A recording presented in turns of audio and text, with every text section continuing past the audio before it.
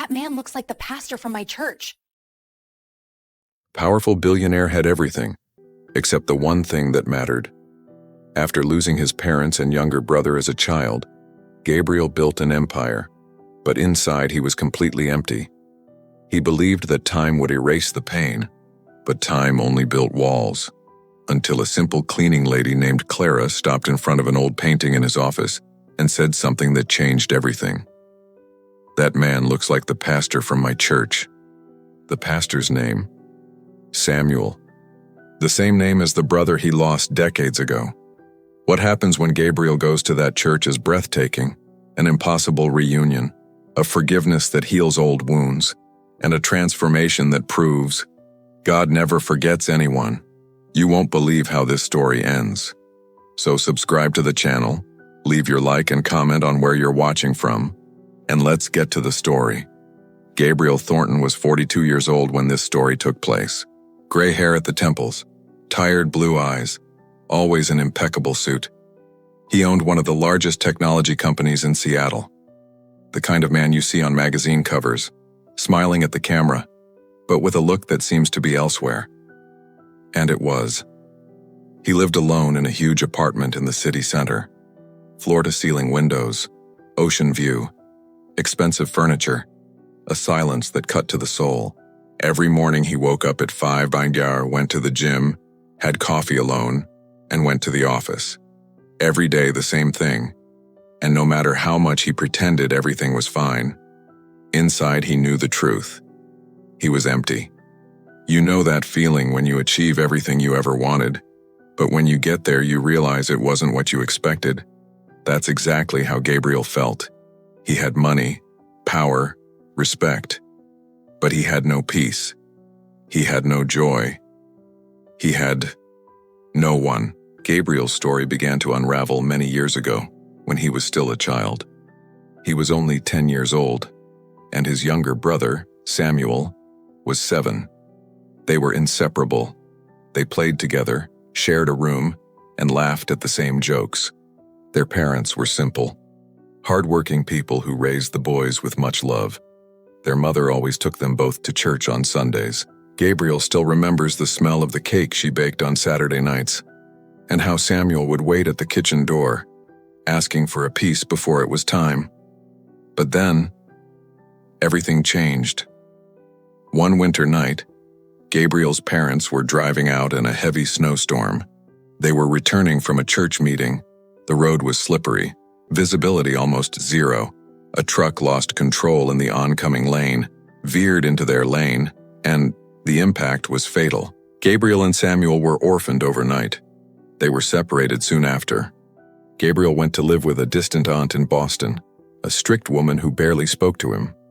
Samuel was taken to another state by social workers, and the children promised each other they would never forget each other. But life has a cruel way of erasing promises. Gabriel grew up angry at God, angry at the world, angry at himself for not being able to keep his brother close. He swore he would never depend on anyone again, that he would never again believe in faith, in prayer, in miracles. God took my parents, he told himself. God took my brother from me, so I'll manage everything on my own. And he succeeded. He studied like crazy, got into a top university, worked day and night, and founded his own company. In less than 15 years, Gabriel Thornton was a respected name in Silicon Valley. But deep down, where no one could see, he was still that 10-year-old boy crying alone in his room. Years passed. Gabriel never heard from Samuel again. He tried searching several times, but the trail was confusing, the information conflicting. So he gave up.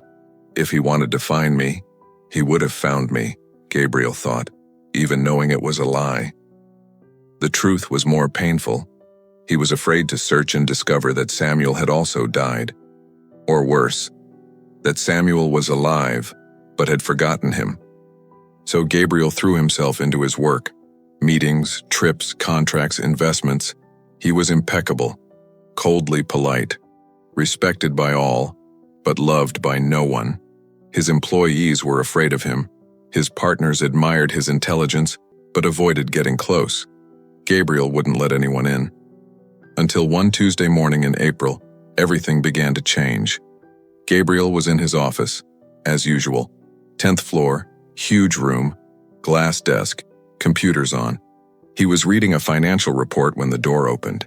It was the human resources manager, a woman named Helen, about 50 years old, always very serious. "Mr. Thornton," she said, "I've come to introduce the new cleaning lady. The previous one resigned."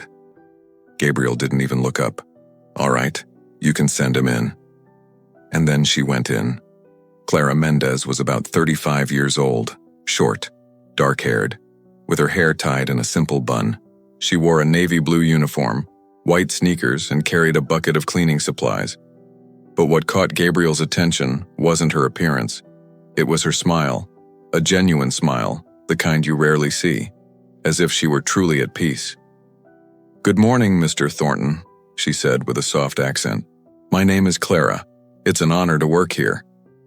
Gabriel nodded, somewhat awkwardly. "Good morning. Make yourself at home." Clara began to clean. She worked quietly, but occasionally hummed softly. Church hymns, Gabriel noticed.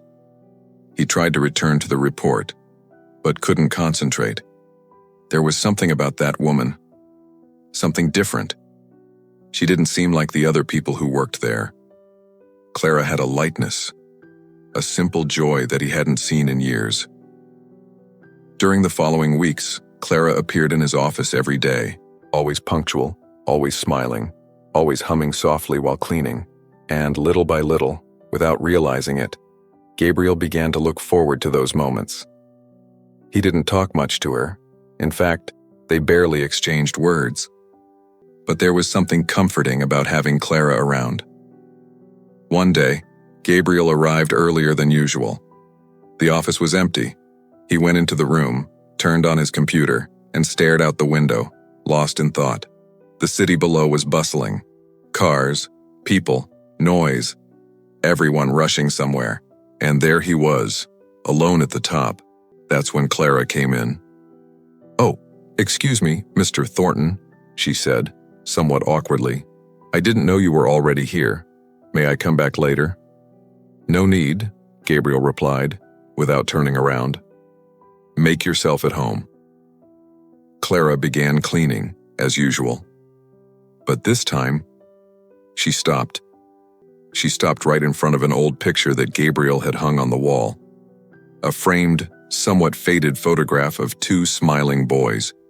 It was the only photo Gabriel had kept from when he was a child. He and Samuel in a park, hugging, laughing. Clara stood there, staring intently at the photo. For a long time. So long that Gabriel noticed. "Any problem?" he asked, frowning. Clara turned to him, and Gabriel saw that her eyes were filled with tears. "Sir, excuse me for asking, but who are these children?" Gabriel felt his chest tighten. "It's me, and my brother." "Your brother?" Clara repeated softly, as if processing something impossible. She pointed to the younger boy in the photo. "This one?" "Yes. Why?" Clara placed her hand on her chest, taking a deep breath. "Mr. Thornton, I don't know how to explain this, but this boy, he looks a lot like someone I know." Gabriel felt a shiver run down his spine. "What do you mean?" "The pastor from my church," Clara said, her voice trembling. "He has the same face, the same smile. I swear, he's identical." The world stopped. Gabriel slowly rose from his chair, his eyes fixed on Clara. What's his name?"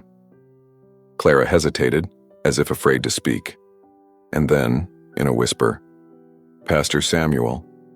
The name echoed within Gabriel like thunder. Samuel.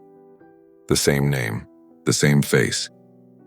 After more than 30 years, could it be possible? His legs felt weak. He had to hold onto the table to keep from falling. Clara ran to him, frightened. "Mr. Thornton, are you all right?" Gabriel couldn't speak. He could only stare at that photo on the wall, at his brother's face, at the boy he had lost so long ago. And now a simple woman, a cleaning lady, was standing there in front of him saying she knew someone with that face, with that name. "Clara," he said, his voice hoarse. "Where is this church?" "In the Greenwood neighborhood, sir. It's a small, community church. Pastor Samuel takes care of everything there. He helps the poor, the homeless, the children without families." Gabriel felt his eyes burning. Children without families. Like him. Like Samuel. "Take me there," he pleaded, almost in a whisper. "Please, Clara, take me to that church now." Clara's eyes widened. "Now, but you have meetings, appointments." "Cancel everything," Gabriel said, and for the first time in years, his voice broke. "Clara, I lost my brother when we were children. It's been over 30 years. If there's even the slightest chance it could be him, I need to know. I need to go." Clara looked deep into his eyes and saw something she had never seen before. Humanity. Pain. Hope. She nodded slowly. "Then let's go." 20 minutes later, Gabriel was inside Clara's car, an old sedan with worn seats and the smell of coffee. He, who was used to private drivers and luxury cars, was now in the passenger seat, looking out the window, trembling inside. Clara drove in silence, but occasionally glanced at him with a gentle smile. "You need to have faith, Mr. Thornton," she said softly. "God knows what he's doing. If you two are meant to be together again, it will happen." Gabriel didn't answer. He hadn't believed in God for decades. But at that moment, for the first time in a long time, he desperately wished Clara was right. They arrived in Greenwood half an hour later. It was a humble neighborhood, narrow streets, simple houses, people walking slowly on the sidewalks. Clara parked in front of a small white church with a wooden cross on top. There were a few people going inside. It was mid-morning, but it looked like some kind of meeting was taking place. "It's here," Clara said. "Pastor Samuel is preaching now." Gabriel got out of the car. His legs were wobbly. His heart was pounding so hard he could hear it in his ears. He looked at Clara, who took his hand tenderly. "Come," she said. "I'll go with you." They went in together. The church was simple. Wooden pews, white-painted walls, a crucifix out front. There were about 20 people sitting, listening attentively. And up front, on the pulpit, was a man. Gabriel stopped in the middle of the hallway. The man was about 40 years old, with brown hair beginning to turn gray and thin-rimmed glasses.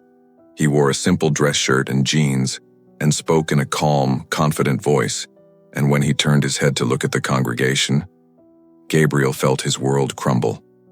It was him. It was Samuel. Older, different, but it was him. The same eyes, the same crooked smile, the same way he tilted his head when he spoke. Gabriel was sure, absolutely sure. He took a step forward, but his legs wouldn't obey. Clara grabbed his arm. "Stay calm," she whispered. "Breathe. Let him finish."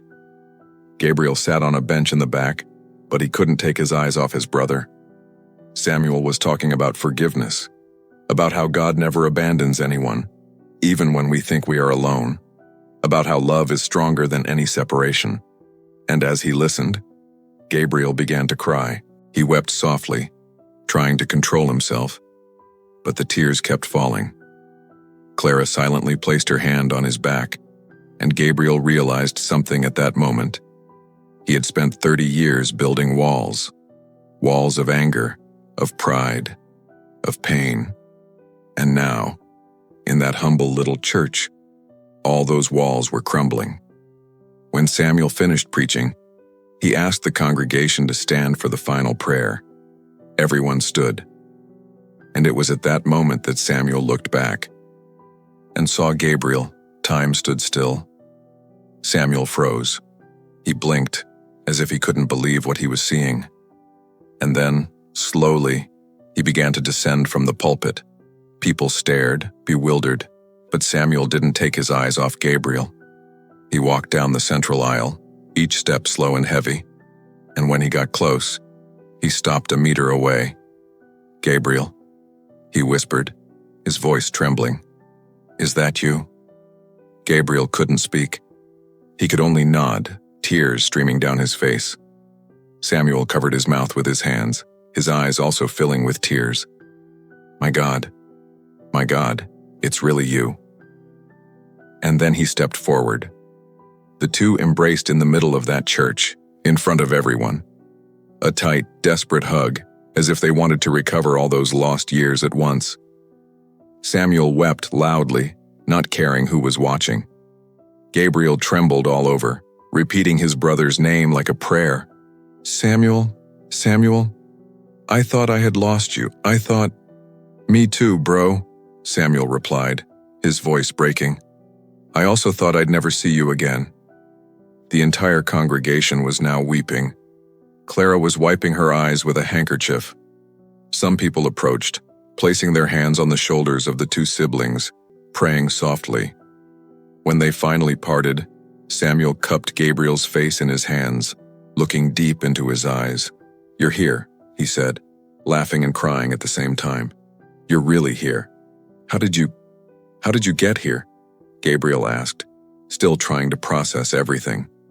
Samuel smiled, that crooked smile he had as a child.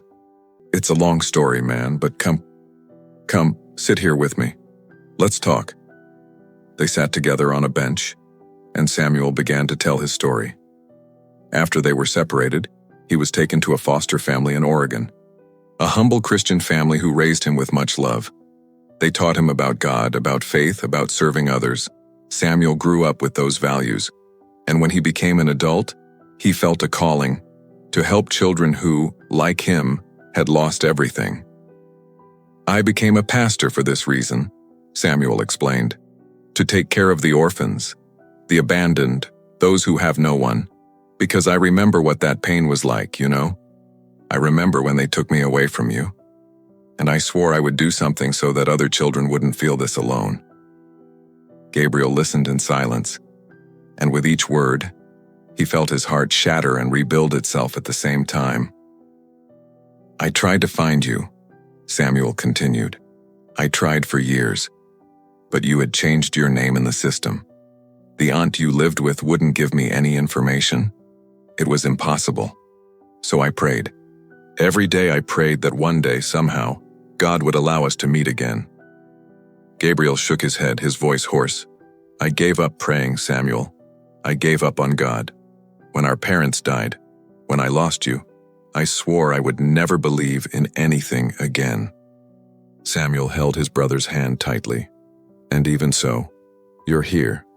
God brought you to me, Gabriel. Even when you didn't believe in him, he never gave up on you." Gabriel had no answer for that. He only knew that, for the first time in decades, he felt something he had forgotten what it felt like. Peace. They spent hours talking. Gabriel told him everything, about how he built the company, about the emptiness he felt, about how he had become a cold and distant person. Samuel listened to everything without judgment, simply holding his brother's hand. "You're not cold, Gabriel," Samuel said finally. "You were afraid of losing again, afraid of feeling. But now you can start again." "I don't know if I can," Gabriel admitted. "I've spent so much time like this. I don't know if I can be different." That's when Clara approached, with that gentle smile. "Mr. Thornton," she said softly, "you hired me a few weeks ago, remember? And I was scared of not being good enough, of making mistakes, of losing my job. But you gave me a chance. Sometimes that's all you need. A chance to start over." Gabriel looked at her, then at Samuel, and for the first time in a long time, he smiled, a genuine smile. "Then help me," he pleaded with his brother. "Help me be different. Help me find what I've lost." Samuel hugged him again, tightly, I'll help you, bro. Every day, I promise." And that's how everything changed. In the following weeks, Gabriel began attending Samuel's church. At first it was strange. He didn't know when to stand, when to sit, when to sing. But little by little he got used to it. And more than that, he opened up. He talked to the people in the community, listened to their stories, their problems, and he realized that despite all his money and power, those people had something he never had: community, family. Samuel introduced Gabriel to the work he did. Every week, he and a group of volunteers went out on the streets of Seattle bringing food, blankets, and hope to those living on the streets. They visited shelters, talked to homeless people, and helped children without families. And for the first time, Gabriel understood what it meant to serve.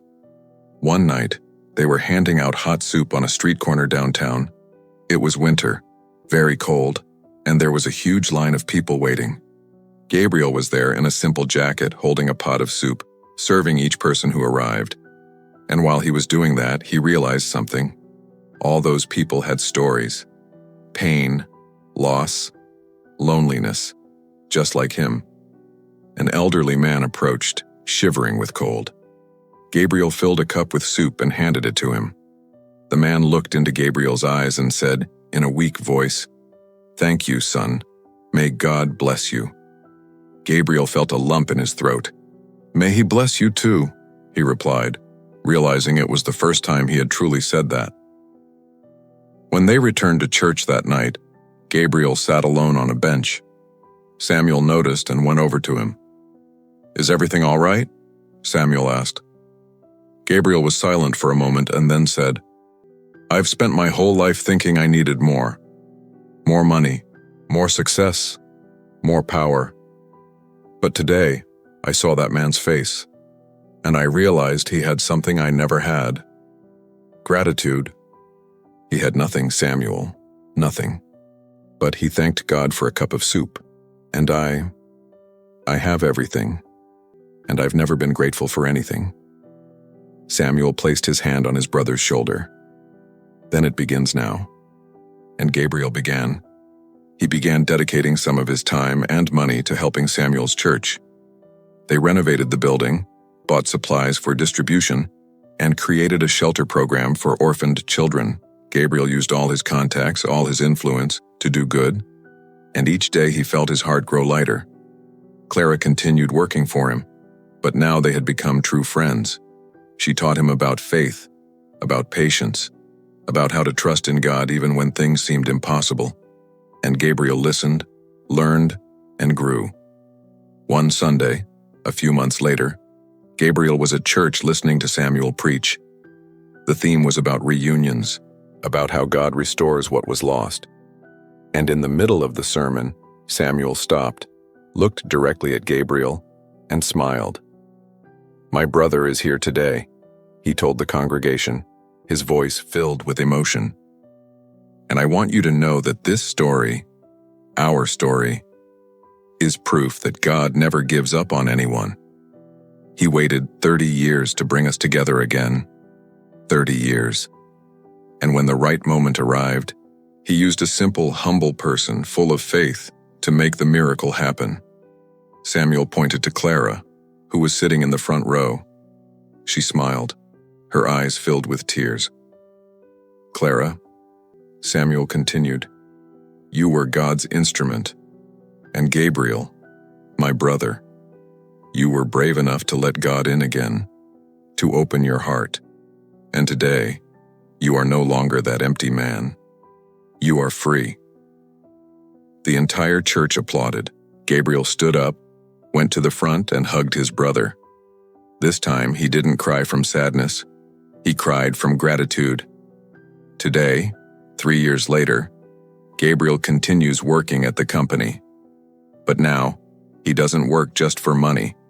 He works to support the church's projects, to help more families, more children. He opened his house, that huge, empty apartment, and transformed part of it into a welcoming space for young people who have left shelters and need support. Every week, Gabriel, Samuel, and Clara go out into the streets together, bringing food, blankets, and love. They talk to people, listen to their stories, and pray with them. And every time Gabriel returns home, he looks at that old photo on the wall, a photo of him and Samuel as children, and smiles. He knows that God didn't just give him back a brother. God gave him back his life. He regained the faith he had lost. He regained the capacity to love, to serve, to care. He recovered the peace he had sought his whole life in the wrong places. And now, when Gabriel wakes up in the morning, he no longer feels alone. He knows he has a family, Samuel, Clara, and that whole community of people he has learned to love. He knows he has a purpose greater than profit or success. One night, Gabriel was having dinner with Samuel and Clara at a simple restaurant. They were laughing, talking, and reminiscing about stories. And in the middle of the conversation, Gabriel stopped, looked at the two of them, and said, "You know, I spent my whole life thinking I'd lost everything when our parents died. I thought God had abandoned me. But now I understand. I didn't lose everything. I was just on the wrong path. And God, He waited. He waited until I was ready to return. And when the time came, He didn't send an angel. He sent a cleaning lady named Clara." Clara laughed, wiping her eyes. "Mr. Thornton, you keep making me cry." "Gabriel," he corrected, smiling. "Call me Gabriel." Samuel raised his glass of juice. "A toast," he said, "to new beginnings, to reunions, and to the God who never gives up on us." They toasted together, and at that moment, Gabriel knew he had finally found what he had always been searching for. It wasn't about money. It wasn't about power. It wasn't about achievements. It was there, at that table, in that smile, in that love. And for the first time in decades, Gabriel Thornton was complete. Gabriel's story teaches us that it's never too late to start over, that God doesn't give up on anyone, even when we give up on Him, and that sometimes the greatest miracles come wrapped up in the simplest people, like a cleaning lady who had the courage to stop in front of a painting and say, "This man looks like someone I know." If this story touched you in any way, if you too have ever felt lost, empty, or far from everything that matters, know that there's still time. There's still time to come back, to start over, to open your heart. If this story moved you, leave a like, comment what you thought, and subscribe to keep hearing stories like this. See you in the next video.